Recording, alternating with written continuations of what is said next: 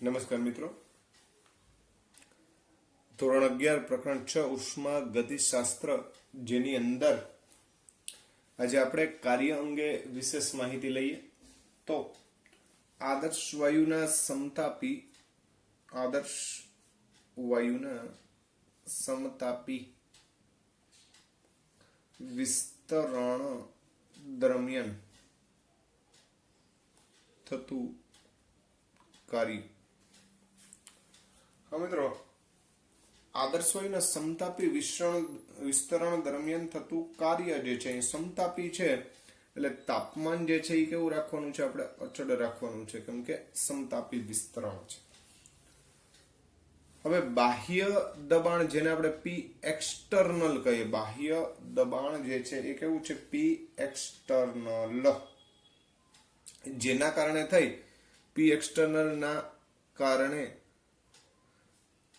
કદમાં સૂક્ષ્મ ફેરફાર થતો હોય, ફેરફાર જેને આપણે ડીવી વડે દર્શાવીએ, એટલે કે ટૂંકમાં અતિ સૂક્ષ્મ તબક્કે ફેરફાર થતો હોય તો આંતરિક દબાણ પી ઇન્ટરનલ એ ડીપી જેટલું જે છે એ ફેરફાર પામે.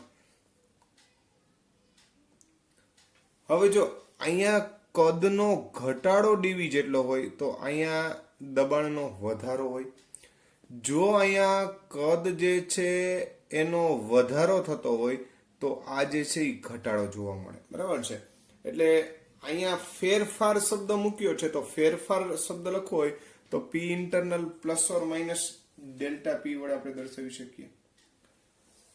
તમે જાણો છો એ પ્રમાણે કે કાર્ય W બરાબર માઇનસ પી એક્સટર્નલ ઇન્ટુ ડીવી, એટલે કે પી ઇન્ટુ ડેલ્ટા વી આપણે જે લખીએ છીએ, દબાણ ગુણ્યા કદ, એને આપણે કાર્ય વડે દર્શાવીએ છીએ યાંત્રિક કાર્યના સંદર્ભમાં. તો અહીંયા W બરાબર પી એક્સટર્નલ ઇન્ટુ ડીવી, કેમ કે બાહ્ય દબાણ હેઠળ કદનો ફેરફાર નોંધો છે સમતાપી વિસ્તરણ દરમિયાન.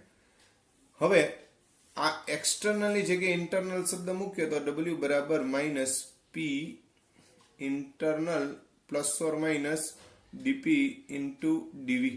આ ડીવી વડે બંનેને ગુણી નાખીએ તો W બરાબર માઇનસ પી ઇન્ટરનલ ઇન્ટુ ડીવી વત્તા ઓર ઓછા ડીપી ઇન્ટુ ડીવી, બરાબર છે. એટલે આમ તો માઇનસ, અહીંયા પ્લસ હશે તો માઇનસ થશે, માઇનસ હશે તો પ્લસ થશે. હવે ડીપી ઇન્ટુ ડીવી આ દરેક સૂક્ષ્મ તબક્કે થતા ફેરફારનો ગુણાકાર છે. આપણે એમ કહીએ કે 0.01 ઇન્ટુ 0.01, તો તમે જાણો છો કે 1/100 ગુણ્યા 1/100 એટલે 1/10,000. એનો અર્થ એવો થઈ ગયો કે 0.0001 આવો થયો. ખ્યાલ આવે છે? તો કહેવાનો અર્થ એ છે કે 0.01 ગુણ્યા 0.01 કરો એટલે સૂક્ષ્મ ગુણ્યા સૂક્ષ્મ એટલે અતિ સૂક્ષ્મ થાય. તો આવા પદને આપણે નિગ્લેક્ટ કરી શકીએ. તો અહીંયા આપણે આ પદને અવગણી નાખવું છે. શું કરી નાખવું છે? અવગણી નાખવું છે. એટલે આ પદને આપણે શું કરશું? અવગણતા. તો W બરાબર માઇનસ પી ઇન્ટરનલ ઇન્ટુ ડીવી, આવું થાય કે નહીં? હવે તમે જાણો છો મિત્રો કે પીવી બરાબર એનઆરટી ના સંદર્ભમાં આપણે જો વિચારીએ, પીવી બરાબર એનઆરટી, તો પી બરાબર એનઆરટી અપોન વી લખી શકાય. તો આ કિંમત જે છે, આ કિંમત એ અહીંયા આપણે રજૂ કરી દઈએ. તો W બરાબર માઇનસ પી ની જગ્યાએ આપણે મૂકી દઈએ NRT by V into DV. દરેક સૂક્ષ્મ તબક્કે જે ફેરફાર થતો હોય આને કાયદેસર આપણે W જે છે એ અતિ સૂક્ષ્મ ફેરફારનું કાર્ય થશે. આવા દરેક તબક્કે જે કંઈ પણ W હોય એને જો સંકલિત કરીએ તો આપણને મેઇન W મળે. એટલે આ કાયદેસર આપણે જે જોયું ને એ દરેક સૂક્ષ્મ તબક્કે થતો ફેરફાર છે, જેને આપણે ડેલ્ટા, એટલે દરેક સૂક્ષ્મ તબક્કે થતું કાર્ય વિચારીએ. તો મુખ્ય કાર્ય કેટલું થાય? તો કે આવા દરેક તબક્કે થતા ડબલ્યુ જે છે એનું સંકલન કરો, સંકલન એટલે ખરેખર સરવાળો થાય, બરાબર છે. તો આવા બધા જ દરેક સૂક્ષ્મ તબક્કે થતા કાર્યો જે છે એનું સરવાળો એટલે મુખ્ય કાર્ય થશે, અને એના બરાબર આપણે સંકલન ઓફ પી ઇન્ટરનલ માઇનસ બાયણે લઈ લે, પી ઇન્ટરનલ ઇન્ટુ ડીવી થાય. હવે પી ઇન્ટરનલની જગ્યાએ આપણે એનઆરટી બાય વી મૂકી દઈએ તો NRT minus NRT by V into DV થાય. હવે તમે જાણો છો એ પ્રમાણે કે અહીંયા આપણે આને ઇરેઝ કરી નાખીએ એટલે વધારે સારી રીતે આપણે સમજૂતી રજૂ કરી શકીએ. તો ભાઈ અહીંયા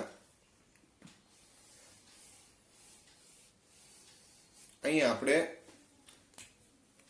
એનઆરટી અચળ હોવાથી ડબલ્યુ બરાબર માઇનસ એનઆરટી, કેમ કે એન એટલે મોલ, બરાબર છે, આર વાયુ અચળાંક છે અને ટી નિયત તાપમાન છે.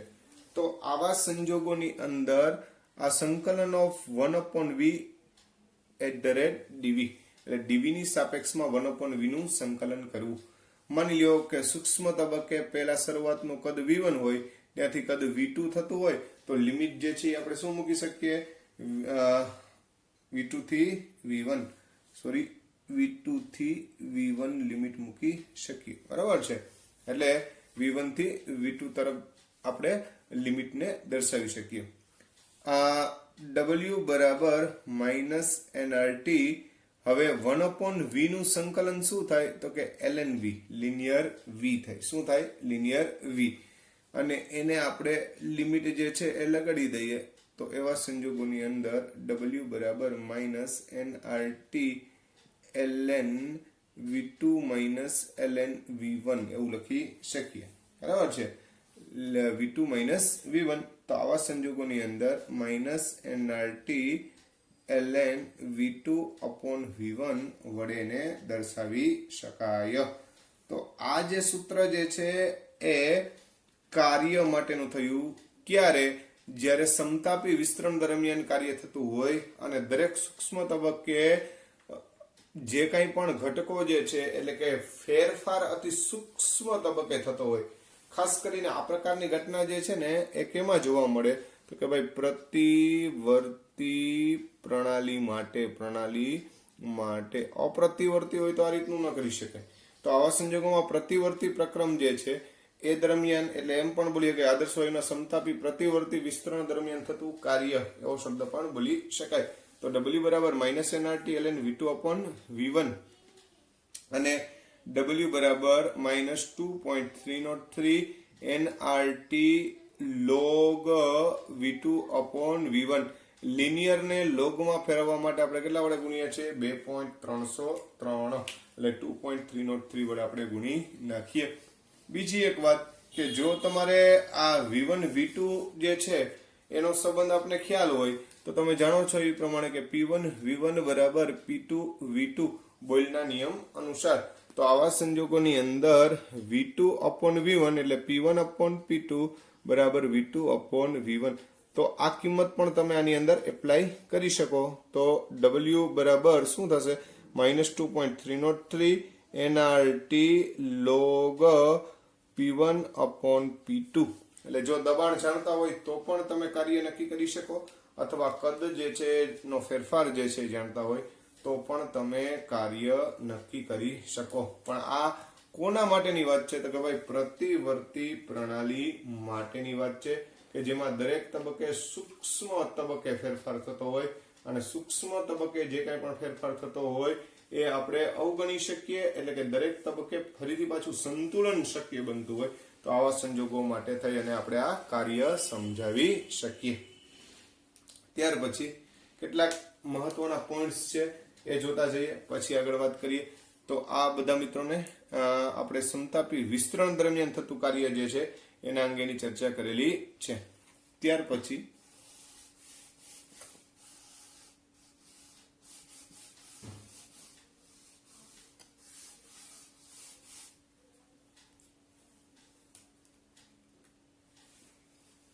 હવે આદર્શ વાયુના શૂન્ય શૂન્ય અવકાશ કોને કહે કે જ્યાં બાહ્ય દબાણ પી એક્સટર્નલ બરાબર કેટલો હોય 0 હોય એને શું કહેવાય શૂન્ય અવકાશ એમાં થતા વિસ્તરણને આપણે મુક્ત વિસ્તરણ કહીએ છીએ ફરીથી બોલું છું ભાઈ આદર્શ વાયુના શૂન્યાવકાશમાં જે વિસ્તરણ થાય ને એને મુક્ત વિસ્તરણ કહેવાય કયું વિસ્તરણ કહેવાય મુક્ત વિસ્તરણ એટલે મુક્ત વિસ્તરણ એટલે શું તો ખાસ ધ્યાનમાં રાખજો જ્યારે બાહ્ય અચળ દબાણ હેઠળ નહીં પણ શૂન્ય અવકાશમાં જેનું વિસ્તરણ થતું હોય એને આપણે શું બોલીએ મુક્ત વિસ્તરણ મુક્ત વિસ્તરણ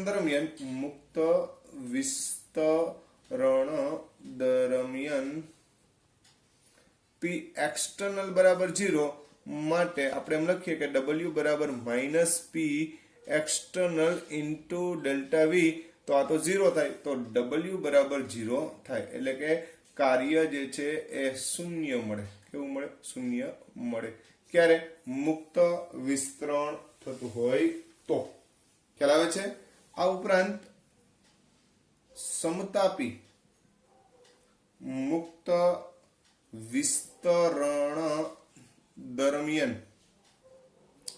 જ્યારે મુક્ત વિસ્તરણ થાય એટલે સ્વાભાવિક વસ્તુ છે કે W બરાબર શું થવાનું છે 0 થવાનું છે એટલે કાર્ય જે છે એ શું થવાનું છે 0 થવાનું છે બરાબર છે બીજું સમતાપી કીધું એટલે કે તાપમાન જે છે એ કેવું હોય અચળ હોય છે તો તાપમાન અચળ હોય એનો અર્થ એવો થયો કે આંતરિક ઉર્જા હંમેશા ડેલ્ટા યુ એટલે કે એનો ફેરફાર 0 થાય કેમ કે જો તાપમાન અચળ રહેતું હોય તો આંતરિક ઉર્જામાં કોઈ ફેરફાર થાય નહીં અને ફેરફાર ન થાય તો ડેલ્ટા યુ હંમેશા કેવો થાય 0 થાય છે બીજી વાત કે બોયલ દ્વારા એ પણ સમજાવવામાં આવ્યું કે આવા સંયોજનો માટે એટલે કે આવી પ્રણાલી માટે બોયલ દ્વારા રજૂ થયું આવી પ્રણાલી માટે Q બરાબર એ હંમેશા શું થાય 0 થાય એટલે એમ પણ વિચારી શકો કે ડેલ્ટા U બરાબર Q પ્લસ W હવે Q0 અને W0 તો આવા સંજોગોમાં ડેલ્ટા U પણ શું થાય 0 થાય એમ પણ તમે વિચારી શકો એટલે યાદ રાખજો સમતાપી મુક્ત વિસ્તરણ દરમિયાન હંમેશા W0 થાય Q પણ 0 થાય એટલે કે પ્રક્રિયા જે છે એના માટે Q નું મૂલ્ય પણ 0 મળે તો ડેલ્ટા U પણ હંમેશા કેવો મળે 0 પ્રાપ્ત થાય છે આ વસ્તુ એક ધ્યાનમાં લેજો પણ આ બધું કેના માટેની વાત છે તો કે જે કંઈ પણ સમતાપી મુક્ત વિસ્તરણ જે થતું હોય એના માટેની વાત છે મુક્ત વિસ્તરણ એટલે કે બાહ્ય દબાણ P એક્સટર્નલ બરાબર 0 હોય શૂન્ય અવકાશની વાત છે બરાબર છે બાહ્ય અચળ દબાણ હેઠળ પ્રક્રિયા થતી હશે તો ચોક્કસ રીતે ફેરફાર થશે તો એની પણ હવે વાત કરી લે યારે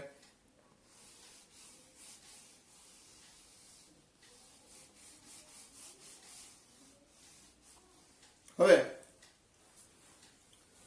માની લો કે સમતાપી પ્રતિવર્તી અને અપ્રતિવર્તી ફેરફાર કે જે આપણે અચળ બાહ્ય દબાણના સંદર્ભમાં વિચારવાનું રહીએ બરાબર છે તો સમતાપી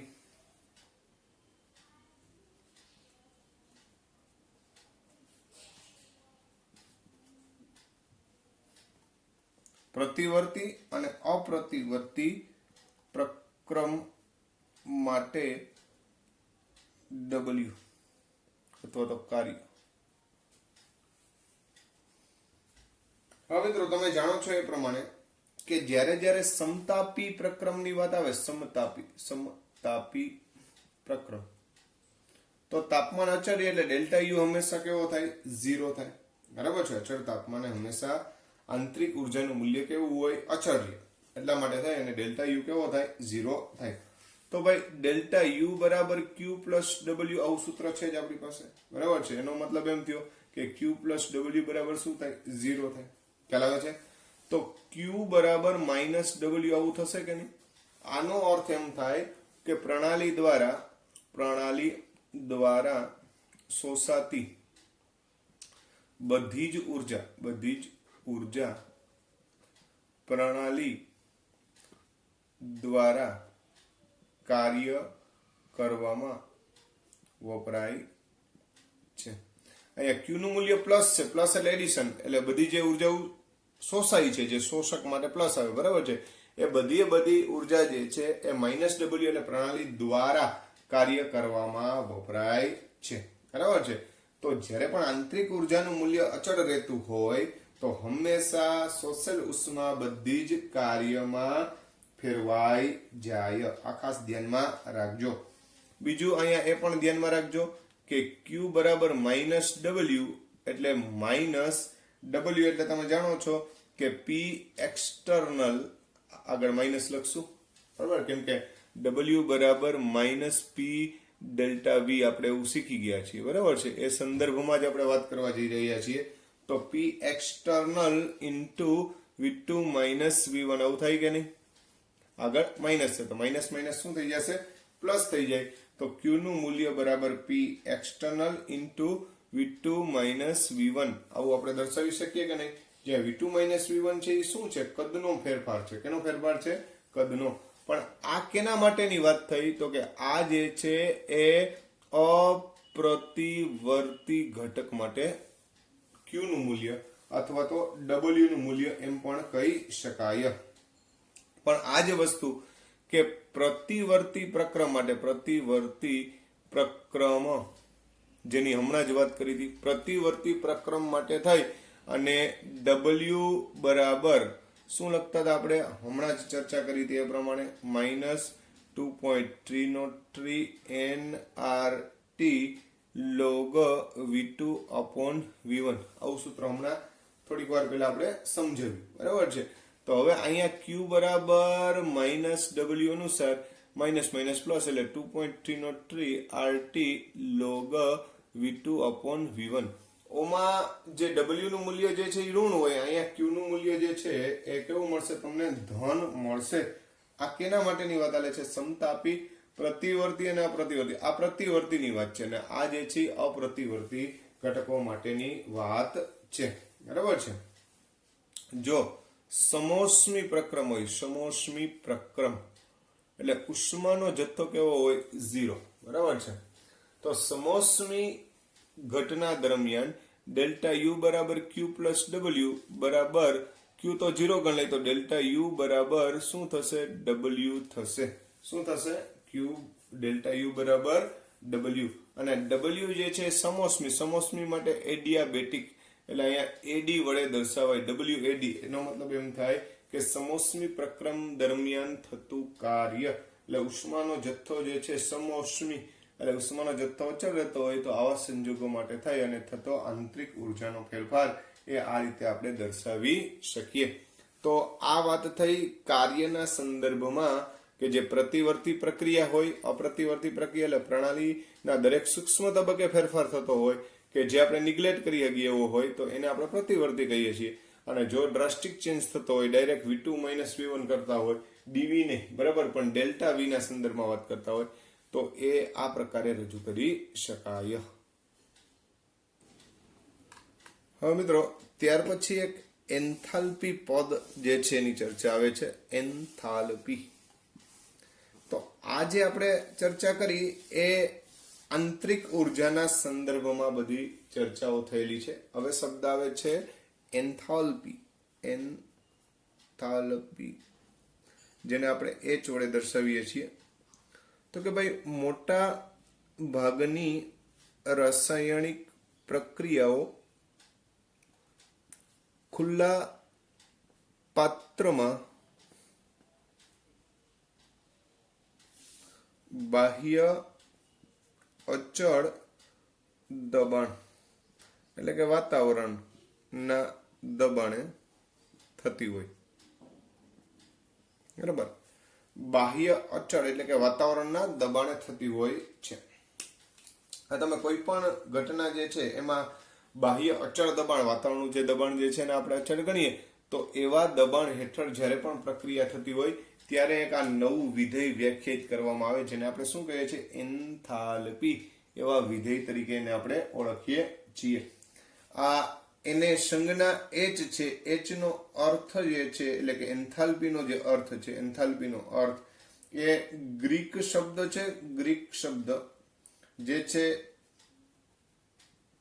એન્થાલ્પાઇન, એનો અર્થ એવો થાય છે ગરમ કરવું અથવા ઉષ્મા સમાવિષ્ટ વસ્તુ. ગરમ કરવું અથવા ઉષ્મા સમાવિષ્ટ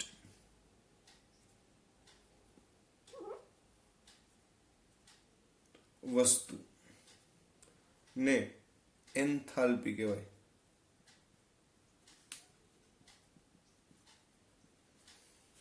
તો ઉષ્મા સમાવિષ્ટ વસ્તુ છે અથવા ગરમ કરવું એના સંદર્ભમાં આપણે શું કીધું? એન્થાલ્પી.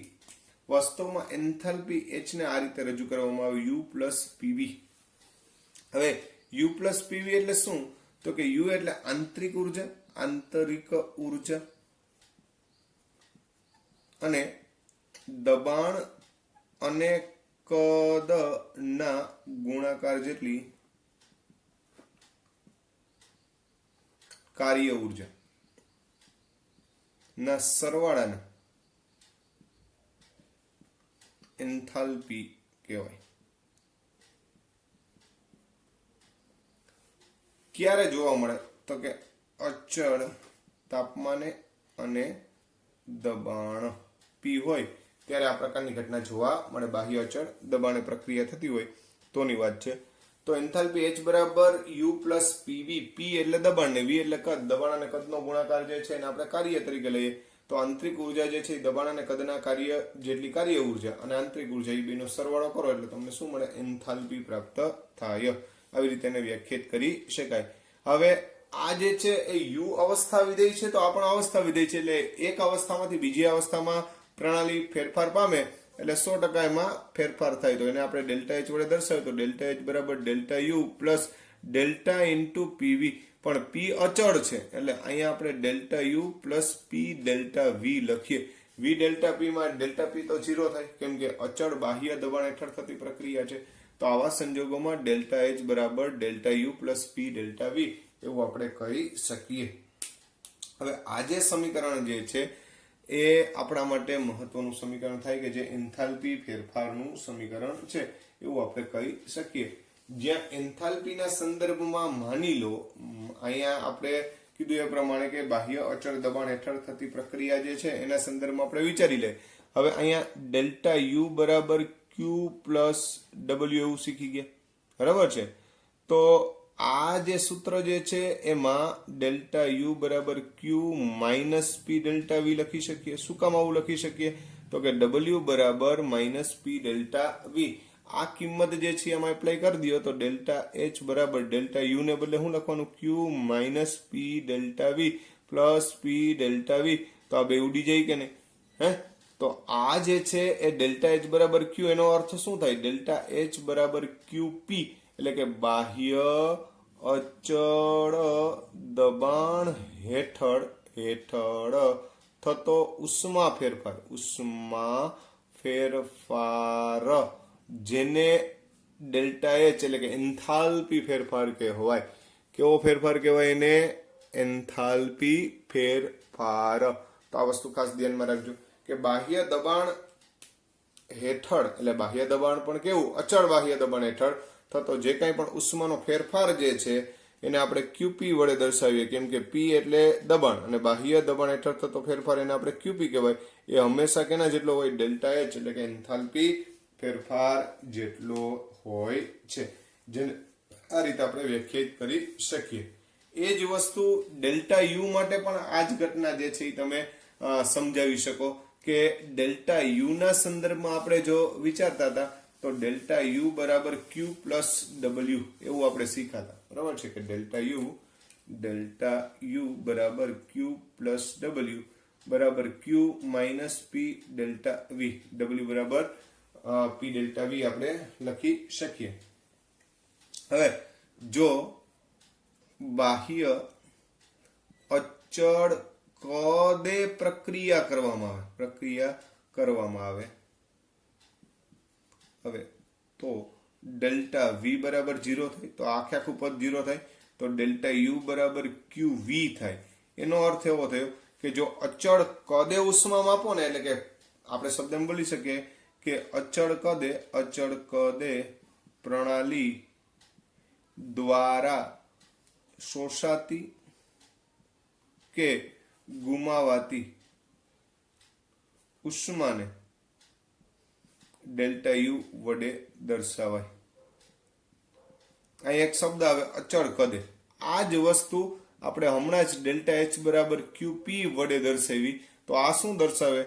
તો કે ભાઈ અચળ દબાણે પ્રણાલી દ્વારા શોષાતી કે ગુમાવાતી ઉષ્માને ડેલ્ટા એચ વડે દર્શાવાય છે.